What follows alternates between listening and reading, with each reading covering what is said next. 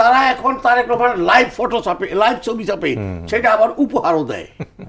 বিএনপিকে অ্যাভয়েড করে, উপেক্ষা করে, বাইপাস করে এই মুহূর্তে কোন সরকার কি রাষ্ট্র পরিচালনা করতে পারবে? উপেক্ষা করার কথা না। কেউ যদি শুনে হাতির সামনে ব্যাং গিয়ে যদি বলে আমি হাতির সমান মোটা হব, এটা তো সম্ভব না রে ভাই।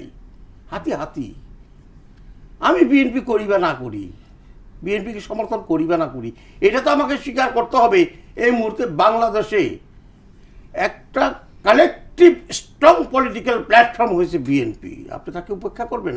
আর তারেক রহমান উপেক্ষা না, কিন্তু তারেক রহমানকে যে সিকিউরিটিটা দেওয়া হয়েছে, কেন দেওয়া হয়েছে ওই সিকিউরিটিটা? উনি দেশে এখন তো দেওয়া হচ্ছে না, যেদিন দেশে ফিরলেন, যেই ক্রাউড হয়েছে সেদিন সারা ঢাকা শহরে, সেখানে যে কোনো একটা দুর্ঘটনা কোনো দুষ্কৃতকারী সংগঠন বা ব্যক্তি ঘটাতে পারত এরকম আশঙ্কা ছিল গোয়েন্দা সংস্থার কাছে। তারা এই জন্যই সিকিউরিটি মেজার যেটা ওনারা নিয়েছিলেন, এটা আনএক্সপেক্টেড কিছু না, আবার অতিরিক্ত কিছুও না। এটা নিতেই পারেন, একজন ভিআইপির মতো তাকে ট্রিটমেন্ট দেওয়া হয়েছে। না, একটা সমালোচনা আছে যে প্রশাসন একভাবে ঝুঁকে পড়েছে বিএনপির দিকে, এমন একটা হাইপ তোলা হয়েছে তারেক রহমান দেশে ফেরার পর থেকে। এক ধরনের প্রশাসনের ক্যারেক্টার তো আপনি জানেন, আপনি গণমাধ্যম ব্যক্তিত্ব। আমাদের দেশের প্রশাসন হলো বাতাসটা দেখে কোন দিকে যাচ্ছে সেদিকে তারা পাল তোলে।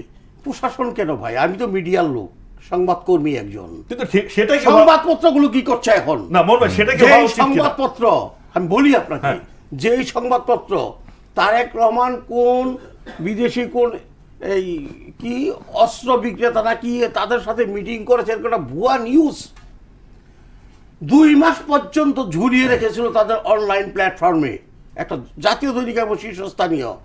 তারা এখন তারেক রহমানের লাইভ ফটো ছাপে, লাইভ ছবি ছাপে, সেটা আবার উপহারও দেয়, তারেক রহমানকে উপহারও দেয়। সুতরাং বাতাস তো বুঝে গেছে সবাই। ফলে আপনি কেন প্রশাসনকে দুষবেন? বাতাসপন্থী নির্বাচন না, তারেক রহমানের নিরাপত্তার দায় দায়িত্ব প্রশাসনের, এই সরকারের নিরাপত্তার কথা বলেছেন আপনি।